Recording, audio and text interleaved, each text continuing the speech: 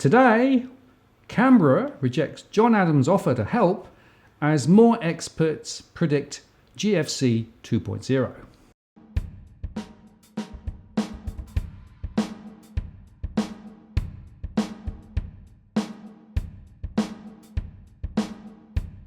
Hello again, I'm Martin North from Digital Finance Analytics. Welcome to our latest post covering finance and property news with a distinctively Australian flavour. And today I have John Adams with me again. Hello John, good to see you. Hello sir. So there's a lot of noise out there and everybody's getting very, very twitchy about the next GFC. Yes, so we saw an article published this afternoon on news.com.au about the former chief economist at Lehman Brothers, of all places. He has come out in the last week or so to warn that the risk of a new global financial crisis, it is serious and the risks are intensifying.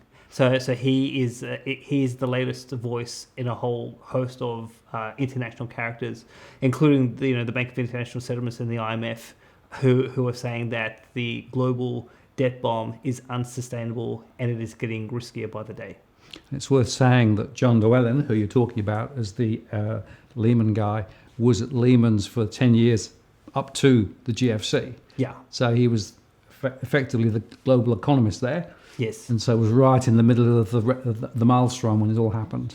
Indeed. And I should say that the significance of that story was that news.com.au contacted me this morning because they wanted me to provide some quotes. So there's a concept about doom loops. I think it's probably worth just spending a bit of time on this because it's not really a new concept, but it's probably a new word, isn't it? Yes, doom loops. It's a new term, and this chief economist referred to this concept. But basically, what a doom loop is the phenomena whereby weak banks can stabilize governments that support them, and over-indebted governments can push banks holding their bonds over the precipice. So starting at stage one, you've got a financial bubble. Then you've got rising interest rates, borrowers struggle to repay, and that's going to put pressure on weak banks. And then when these weak banks get into trouble, you start to see a fall in confidence. Financial panic starts to ensue. That then starts to destabilize governments because these governments have really backed the banks. And you could say to a certain extent, you're seeing this in terms of Italy. The Italian government is heavily in debt. But one of the destabilizing factors in Italy is you've got a whole bunch of weak Italian banks who are getting into strife. And because the Italian government owns some of the debt of those weak banks, that's having some implications in terms of the sort of stability in terms of the Italian government. Although it should be said that with the Italians, they are trying to push a larger deficit more than the EU rules, and that's also having an impact. Well, if the weak Italian banks, just to take Italy as the case study, if the weak Italian banks destabilize the Italian government, if there's a loss of confidence that the Italians can pay their bonds, then you're going to see bond prices on the Italian bonds go down, the yields go up, and then there'll be a question as to how solvent is the Italian government, and basically those banks or the ECB who holds the Italian debt, they're going to start suffering capital losses as the bond prices go down, and then those institutions are going to be sort of in financial peril. From the weak banks getting in trouble, then spreading into the government, then spreading into the strong banks. And then if the strong banks get into trouble, that's going to eventually seep into a globally systemically important bank, like a Deutsche Bank or a Barclays in the UK, etc. So that's what we saw leading up to the GFC. Subprime started to blow up. That obviously started then to seep into smaller banks. Then Best Earns fell over, and then basically Lehman Brothers went over in September. So that didn't involve the US government at that point, but that was a bit of a process from small fish leading to a big fish getting into trouble. Whereas this doom loop concept is weak bank affecting government, affecting strong bank, affecting a major fish, and then that fish blowing up leads to a GFC. And of course, things are even more interconnected than they were a decade ago. Yep. So if you look at the way that the banking system has evolved, right, we've actually got more, for example, derivative exchanges than we had previously. That is actually creating more connectivity rather than less. We've also got more debt in the system. Yep. Right, and the globally important banks are in a deadly embrace with each other. Yeah. Right. So it doesn't take much, as you say, for a little fire over here to effectively start spreading, and the contagion moves very quickly. And it's the contagion that really is the critical risk that people are now beginning to wake up to. Yes. And it's all centered actually about the way that the dollar works, right? It's all centered on the way that the differential interest rates are moving. So the Fed's putting rates up in the US, that's having a huge impact around the world. And then if you look at the rates of interest that some of those, for example, European countries are now having to pay, it's a lot higher. So as the cost of money goes up, then effectively the pressure in the system just gets greater and greater. Yes. So that's effectively what they're talking about. Indeed. And when you mention contagion, I mean, the really important issue with contagion is any time in the last, say, 6 months where the risk or the whisper of contagion has come up, there's been a rush to play for time. So, for example, when Turkey blew up, 2 or 3 months ago, they started talking about having some sort of IMF bailout to stop that contagion spreading into the European banking system. You look at Pakistan now. Pakistan's very close to they're in an economic crisis at the moment, and they're close to default. So 2 weeks ago, the chatter was that Pakistan would go to the IMF, and then the US basically said to Pakistan, don't you dare take US money to basically give it to the Chinese finances or to the Chinese banks. So now, because there's particularly potential US opposition to an IMF bailout for Pakistan, because they don't want the Chinese to get the money, Pakistan's now looking at other countries outside of the IMF to get a bailout. So I get a lot of questions, and even with some of the comments from previous episodes we've done, people want to know when, and the when will be when they can't control the contagion. But for now, anytime there's a small hiccup, they're trying to find a band-aid to put over the wound so that contagion doesn't spread. Mm. The difficulty is, do they understand all the connection points, right? And of course, each time they put another patch on, it's like, I'm running out of hands. Yes. So how much longer can this go on for is the key question. Yeah. So the concept would be, in terms of having a leaky boat, you're putting a few patches here and there to stop the ship capsizing, but then there's going to be a big hole that you just can't plug, and then that's going to result in the ship falling apart. Mm. The conversation among the political elite, the bureaucrats, they're not really focused on any of these things, even though there are systemic risks all over the place. And yet, the phone was running hot with me over the weekend, given the Wentworth by-election, and everyone's just talking politics, they're talking power. No one's talking about the Australian people. No one's talking about the economy. And it's like, well, what is it going to take for people to wake up before it's too late? Hopefully it's going to seep through into political conversation, so we can actually get the politicians to actually focus on the needs of the Australian people. And you could actually say, I think, they really are fiddling while Rome burns, right? It's like global financial crisis coming up. We're not interested, right? We're only interested in our little narrow focus on how do I get re-elected. Absolutely. Right. So yes, so the quote I had was, this is me. I remain as concerned as ever that Australian policymakers have not taken adequate steps to insulate the Australian economy from the coming crisis.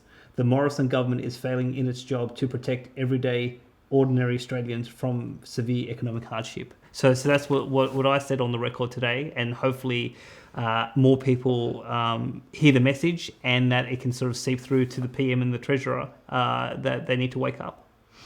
And that's pretty hard hitting, John. To be honest, when I was in the bureaucracy many years ago, and also, when I was working at Parliament, there was all this thing about, not being too direct, being nuanced, being careful with your words. I think the time for nuance has ended, and we need to, be more blunt. We need to be more frank, with our political leaders, and basically just say, what the hell are you guys doing? Because, someone has to be right, someone has to be wrong. You've got a whole bunch of international bodies and people saying something's wrong, and now establishment from the banks to the RBA to APRA to Parliament saying, no, nothing's wrong. Well, I've taken my position. I know who I'm betting on, and the people who have direct control over our economic well-being just are completely asleep at the wheel. And it's really interesting, just touching on the Reserve Bank and the Treasury, right? Because in the last little while, they've come out and basically warned that there is a risk if credit is slowed too much. In other words, if the Royal Commission results come out and as a result of that credit slows, then that's a danger for the Australian economy. To which I think, what? Hang on a moment, they created the problem in the first place, right? That's right, yeah. Firstly. Yes. Secondly, we are now applying normal lending standards rather than abnormal lending standards, right? Which is why credit is slowing. Yeah. And third, the last thing you want to do is to reverse that, because all you're doing is just building the debt bomb even more and kicking the can down the road again. And that's not solving anything. So it's like Alice in Wonderland. It's like they're living in a completely different world.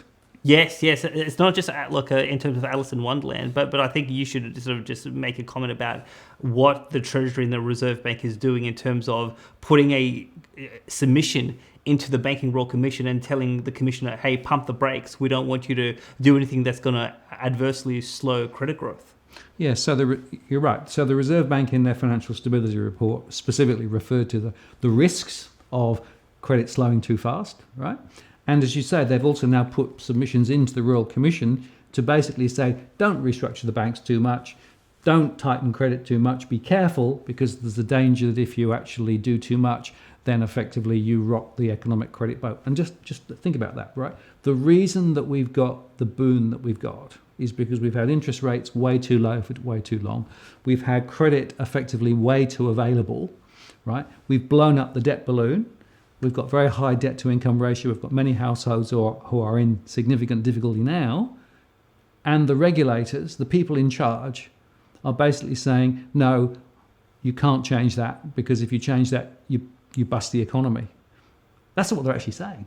Absolutely. It's nuts. It's absolutely nuts. But you've got a bit of history here, haven't you, right? Because Yes. you actually tried to go and help Treasury some time ago, right? Yes. I think it's worth telling that story now, because there's groupthink down there, isn't there, in Canberra? Absolute groupthink. Yes. Well, it's groupthink, but it's the Keynesian paradigm. Yep. And if you want to say anything that is outside of that paradigm, that you basically don't get a look in terms of Treasury. So last year, September last year, I did actually put in an application. So they were looking to employ a whole host of economists at all sorts of levels, particularly in their macroeconomic division. So I thought to myself, well, because at the time I was writing a whole host of articles for News Limited warning about these things, because my warnings go back to 2016. So I thought to myself, I had a job in Sydney, so it wasn't that I was looking for a job, but I thought, well, could I actually,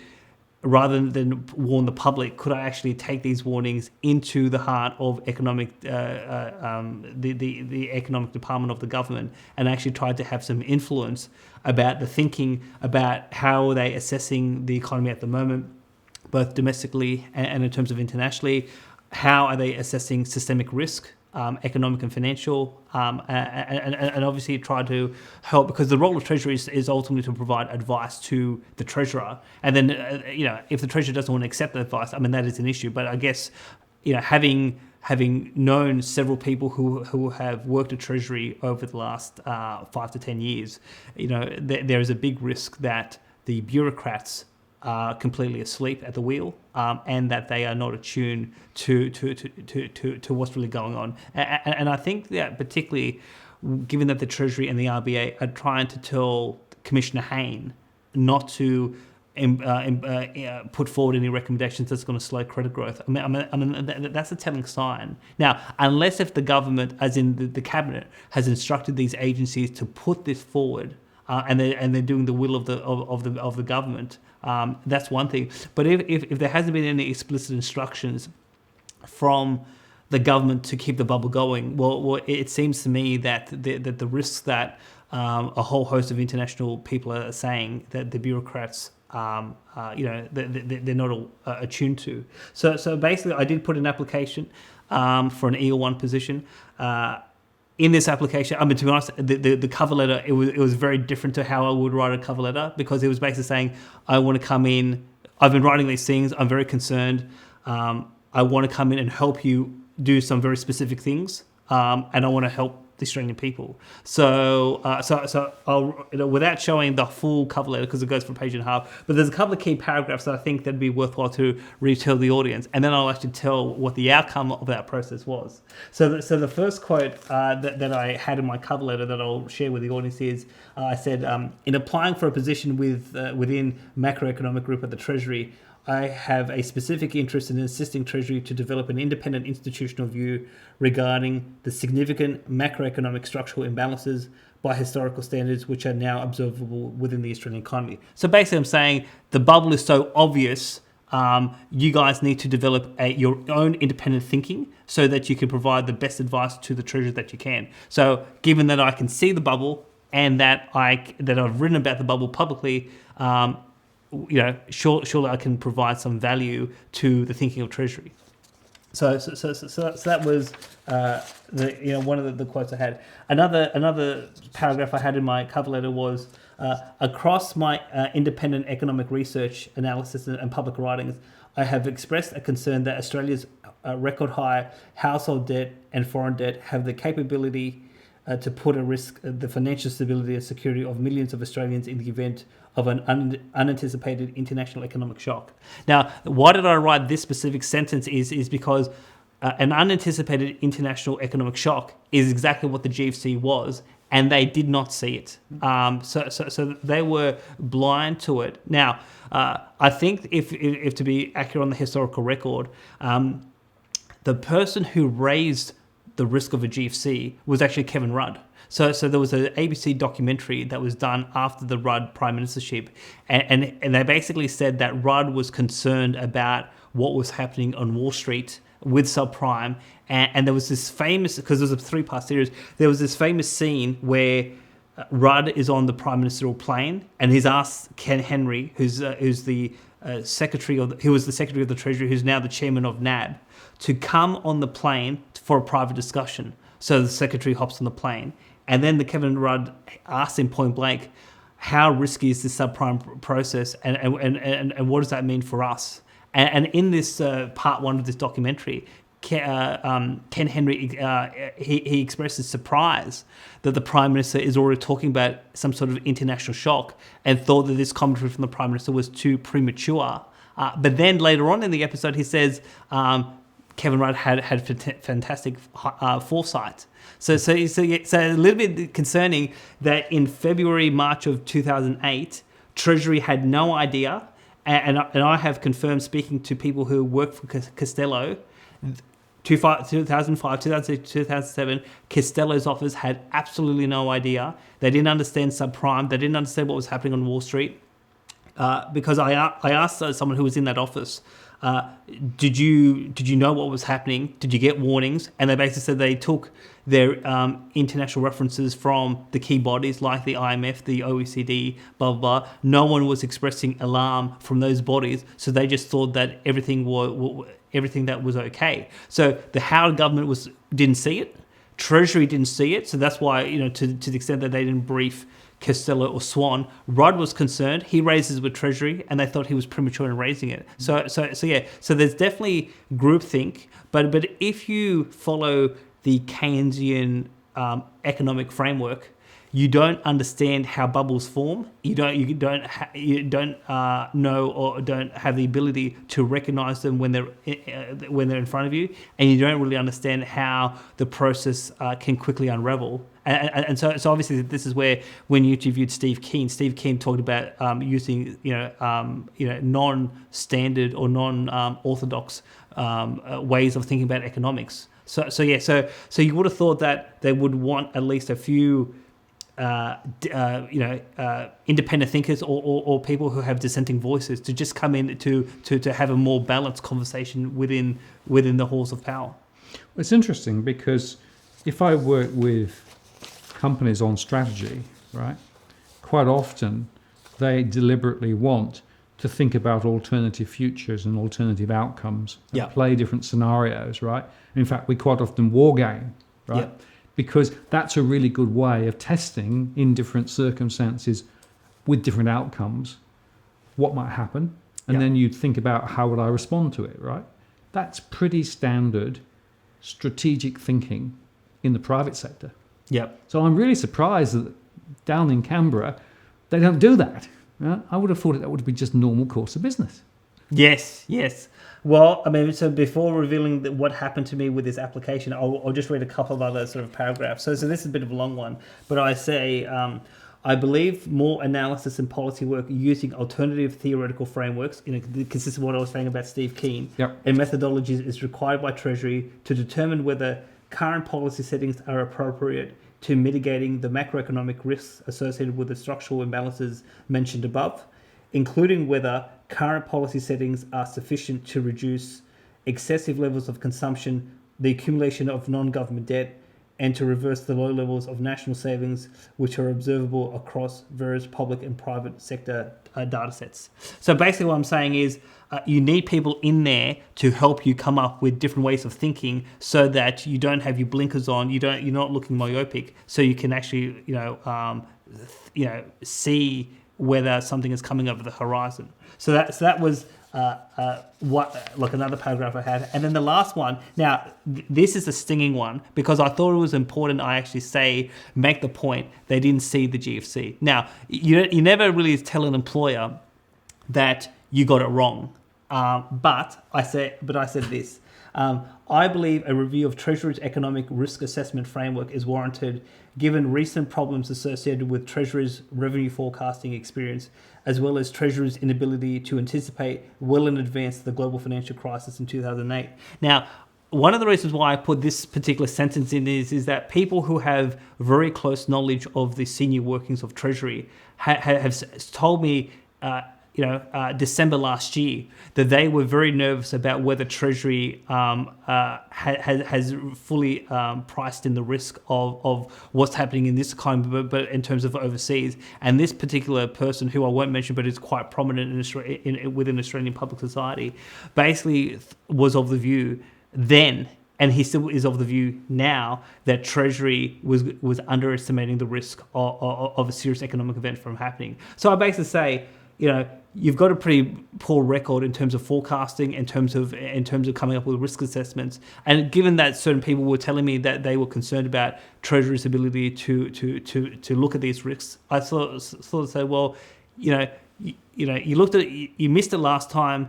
It's obviously back here again. You need someone to actually help you think about these things through. That's why I want the job. Now, particularly in the private sector, if someone had a bad commercial experience, and then you have someone coming to get a job and say, "Hey, you lost money on this, but I know how to make you money in the future." Well, a good entrepreneur or a good business owner is going to say, "Well, if you can help me stop making mistakes and you can help me make money in the future, well, I want you on my team." So that's what happens in the private sector. But in public sector circles, if you say you screwed it up and it's obviously going to happen again, and I want to come and help you, well, that in Canberra, that in the officialdom is not looked at favourably. So I put in this application, thinking, well, knowing how the bureaucracy works, they're particularly not going to like this letter, but I thought to myself, well, why not a chance? Because I thought maybe at least I would get an interview so that I could actually put my case forward to them, and then they can sort of make an assessment as to whether they want me in there or not. But I can report to the DFA audience, having put this application in, no interview. Are you surprised? Well, to be honest, to be honest, I was a little bit surprised because I thought, just from the perspective of future political management, because part of the reason also why I wrote this was because I wanted to put them on the hook, because bureaucrats in this country, whether it is at Treasury, RBA, or in other departments, they never are held accountable. They always say, well, it's kind of like Sir Humphrey. It's always the minister's responsibility. The minister's accountable to Parliament. Blah blah blah. So they missed it last time, and we went through the GFC. They're missing it again. Now, if something that, like in my view, and I've said this, something is going to happen. So when it does happen, the question is, well, who will be held accountable? Well, if the current government is out of power, none of them are going to be held accountable. If you get a new Labor government, the new Treasury is going to say, well, I didn't cause it. I just got here, so you can't blame me. But the boffins who have been responsible for providing advice to the ministers. I mean, surely them and the governor of the RBA and the head of APRA, someone there should be held accountable if we do have significant financial hardship for hundreds of thousands, if not millions of Australians. But historically, that hasn't happened. So I wanted to write it in this way so that if they say, what did they say 10 years ago? We didn't see it. We can't be held accountable. Well, I wanted to make sure that if they say it next time, I didn't see it. Don't blame me. Well, I want to be able to say, hey, not only have I been writing to say I can see it, I actually tried to come inside the department to help you, and you basically gave me the cold shoulder. Fair enough. And it's worth saying, isn't it, that, as we said earlier on in this piece, right, the IMF and the BIS and a number of prominent international individuals are all saying there are huge risks in the system. Yes. Right? So it's not like last time when those large institutions were silent. Yes. Right? That's right. They're actually calling it out now. Yeah. So that tells me that we're closer to midnight this time. Yeah. Potentially. Right? And more people are actually saying we've got issues, and yet we still see precisely the same behaviours inside Canberra, inside the RBA, inside APRA. Right? Yes. Which means we can't rely on any of those guys to protect our backs. No, that's what it means. Yeah. So for me, that is an important message for people listening to this in terms of this conversation. Is you cannot, if you think the Australian government is going to be there in your time in your hour of need, you are mistaken. All the chatter. So on the weekend, I spoke to politicians, members of parliament. I spoke to people in the press gallery. I spoke to former members of parliament, and they're all obsessed with politics, Wentworth. What does this mean for the next general election? Who's got what power? Barnaby Joyce wanting the national leadership back after having to resign in disgrace. All of this sort of minutiae. And then we get, even today, the Fairfax media reporting about aggressive magpies in Canberra, of all things. I mean, for heaven's sake, the parliament, the politicians and the press need to start reporting on the important issues facing the country rather than talking about, a few magpies swooping a couple of photographers in Parliament House. Yep. Well, they can always watch our channel and hear the real story, right? That's right. Absolutely. Okay. And just before we close, I know that the gold thing hasn't gone away, has it? The gold thing, it hasn't gone away, so it is continuing. So there are quite a few people who watched our part one, and we got a lot of views on part two as well. So a lot of people were very surprised with the commentary, and I think we've taught some new things to people. So I can report, and what I should say is, quite a few people did email the RBA or did email their member of parliament and saying, hey, what is this gold issue about? So the RBA has been in communication with me today. I am going to go back to them with a long list of follow-up questions to really dig into this 11 tons of gold about the leasing. But the interesting thing that they did say to me today that I can report is that as of tonight, still 99.9% of Australia's gold is not in Australia. So 69 tonnes is in the Bank of England, 11 tonnes has been leased, but yeah, none of it is here. So I'm going to ask some very specific questions about why does it have to be there? Can't we bring it back? Who's the ultimate decision maker? But I guess for these people, for people watching this show who watched part one and part two and went on to YouTube and basically said, I want our gold to be back in this country. Well, I don't think the RBA and the government's going to volunteer to bring that back. So if people want it back, they have to apply maximum political pressure. I think they need to be involved in the process. They need to learn what's going on. So once I get some more information about this 11 tonnes, I'll come back on this show with Martin to talk about that. But if people don't want their gold overseas and they want it back in this country, just like a whole bunch of Eastern European and Asian and like Asian countries are doing, then we basically have to sort of take up the reins and basically say to the bureaucrats, well, this is our country. You're not going to control this situation. We demand that you bring our gold back to Sydney. Good. Well, stay tuned on that one. Yes. And let me just give you an update, right? Because the other thing we've been wrestling with is Bailin, right? And I've got a few updates there, right? Since we did our programs on Bailin, I've had quite a large number of people who've actually been in touch with me about letters they've written, some of them a little while ago, to various parts of the bureaucracy, be it MP, be it Prime Minister, be it RBA. What's fascinating is that there's a consistent pattern coming back, which is that most of the politicians either don't know about Bailin still, or indeed have denied that Bailin exists at all in any form whatsoever. Yeah. Right? Despite everything that we've said, and despite that bill that was passed earlier in the year. What's also interesting is that a couple of the banks have now said that they are happy to talk about the bail-in, right? So I've now prepared a bunch of questions, and I've sent those questions to a number of the banks specifically to ask for their position on bail-in. So when I get some replies on that, we'll come back and we'll talk sort of further. So that will be very interesting. The bail-in thing is still there. And I guess what that takes us to, all the way through this is you can't rely on Canberra, you can't rely on the RBA, you can't rely on APRA. So you can't rely on the banks. No, exactly right. So we got to try and dry some of this stuff to try and actually get the better outcomes. Yes. Which is what we're trying to do. Indeed. So hopefully, watch this space. Absolutely. John, thanks for your time. Thank you very much. So there you are. Another update. Some more questions. We'll be back soon. I'm Martin North from Digital Finance Analytics. Thanks for watching. Do share the post if you like it, and we'll see you next time.